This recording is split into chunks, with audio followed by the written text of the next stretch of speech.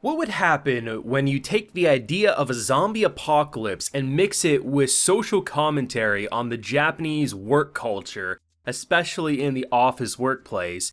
You'd get Zom 100 Bucket List of the Dead, where a man for 3 years was a slave and a zombie to the work machine, and the one day he takes off and just decides, you know what, maybe I shouldn't go to work. He comes in the next day and in very workplace culture for Japan, gets criticized like, yeah, you get your paid time off and your vacation, but no one takes it because that's actually how it is. You get criticized as being not a team player for wanting a little time off. The fact that this man's first day on the job, he had to pull an all-nighter, and just to see him slowly become more and more like a zombie. The fact that the only time we see him truly smile after getting this job is when the zombie apocalypse hits and he realizes he doesn't have to go to work anymore. The production value is insane. The idea of the zombie story is actually fresh and exciting. This is a must-watch and potentially could be the anime of the Summer 23 anime season, which is saying a hell of a lot. Now, full live reaction to this wonderful first episode is available on my Patreon. If you would like to see it, it's there. It's gonna be an amazing show to watch every week, I'm sure, so consider supporting if you want to see that. Now, this show I've been excited for a while, like well before people started to buzz about this one a bit more, especially when trailers started dropping. I knew this one was going to be special ever since the teasers, the promotional, but even I wasn't expecting this first episode to be as good as it was. I mean, the bait and switch with him watching a zombie movie, I'm like, damn, this actually feels like a zombie movie. That's literally what I said. I was like, you know, the directing, it feels like we're sucked right in. And then it turns out he's just eating his cup ramen, looking dead inside in a disgusting apartment, trash bags everywhere, hardly can even see his bed. And I love the idea of just 3 years ago, graduating from school, ready to go, everyone's smiling. It's such a brilliant bait and switch because it's so real. It's not even specifically just criticizing the anime industry. Like, this is a Japanese work problem in general. Like, that's why there's such a high suicide rate in Japan, because a lot of people get sucked into these office jobs that work them to the literal bone. And the idea of this like culture where the idea of wanting time off or to not work overtime, you're no longer a team player, it's just ridiculous. It honestly is, but it is a real thing. It's tragic as hell, but the idea that his first day after getting some dinner with the people, he's thinking, yeah, see you tomorrow, and they immediately look like zombies, like, well, back to the office, yep, we gotta pull an all-nighter, and just the tragicness of seeing his world go from color to almost black and white over the course of that flashback is such a brilliant touch, because it really shows you just how dead inside he is. You don't need to just see the bags under his eyes or the enthusiasm gone. Like, we're literally looking at the world through his eyes, and it is black and white, it's gray, it's dull, it's lifeless. And I mean, that moment when he's standing in front of the subway looking at the gate that's blocking his path, he literally is thinking and says, that's the only thing stopping me from having to go to work tomorrow. Like, it's brutal. And the idea of having like this little crush at work, this very beautiful woman who unfortunately is without a doubt a tragic as hell character. The idea that the boss of this company, man, uses her as his sexual plaything, and the fact that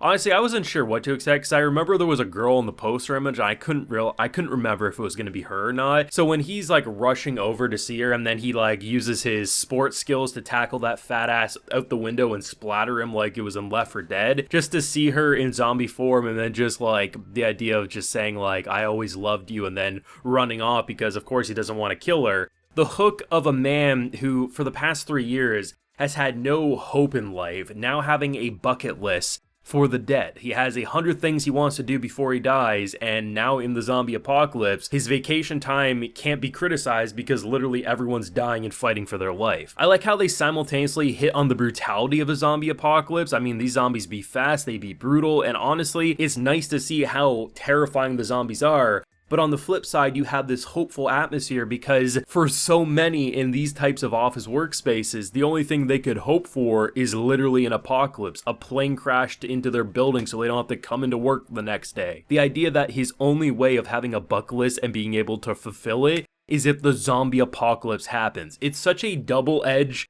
amazing sword, because on one hand you have this really brilliant zombie storytelling of just a guy who wants to live his life, but on the flip side it's his social commentary on work culture in Japan, and it's honestly brilliant, man. It absolutely is. Like, of course, a lot of people will probably be sucked into this one because the production value is off the chart. There's a lot of expressive animation, clean line work, and honestly some of those shots went in hard. But for me, the thing that actually hooked me in was that social commentary, and I love the idea that rather than just being a Sakuga fest of just, wow, here's a zombie apocalypse that's colorful and he's fighting for his life, that can be fun, and I've seen that before and I enjoyed it. But I like the fact that it wears such a powerful message right on its sleeve. It doesn't even shy away from it. And the idea that it's tragic, it's funny, it's bittersweet, but it's like, it needs to be said and needs to be criticized more. And I like the fact that they're not shying away from just how dead inside. Like, this office was better than a lot of places that he could work for in this industry. And like, the fact that they are so blunt about that, it's honestly bold, because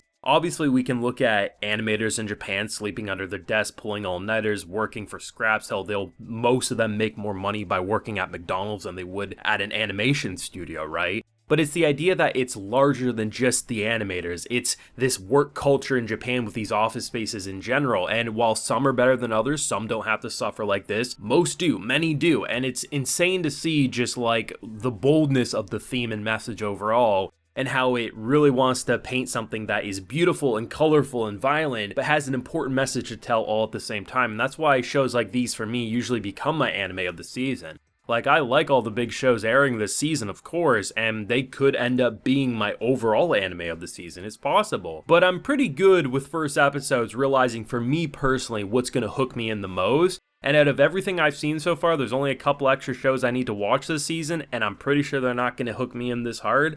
I think for me, this could very well be my anime of the season, but that's not shitting on any of the previous shows that I've covered or have enjoyed or hyped up. I love those, but you know what? There's some bangers this season, man. We got the return of Jujutsu Kaisen, got the return of Bleach, Mushoku Tensei, Zom 100. Like, there is some very powerful shows this season, and a handful of pretty solid ones as well. So yeah, this is going to be a very fun show to follow overall, and I can't wait for more. But I swear to God, if this show doesn't blow up, I will be so disappointed in the anime community, because the anime community is a fickle bitch, let's just put it nicely. If you don't have 1,000 people telling them to enjoy and hype something up, a majority won't enjoy and hype something up. It's kind of ridiculous in my opinion, but I guess that's internet culture in general. We only want to talk about the things that a billion other people are talking about. So I'm here to say, god damn it, Professor Anime's here to tell you watch Zom 100, damn it. And if you don't, you're disappointing me and you don't get your Christmas presents. I'm putting my foot down, damn it. Hype this one up, get this one popping, get this one trending, because this one is a banger. Let me know what you thought though down below of episode 1, and how excited are you for the future of this wonderful anime going forward, because you know your boy's hyped as shit. Let me know down below, leave a like if you enjoy, subscribe if you're new around here, of course ring that bell so you can get notified when I upload more Zom 100 on the channel. And like I mentioned, we do have a full live reaction to this wonderful episode available on my Patreon if you're interested, and hey, while you're there, you'll also get a video shout out. So today we have Alicia, Artur, Calvin Atkinson, Perron, and Quell. So I appreciate the support, everyone. Please take care and have a good one.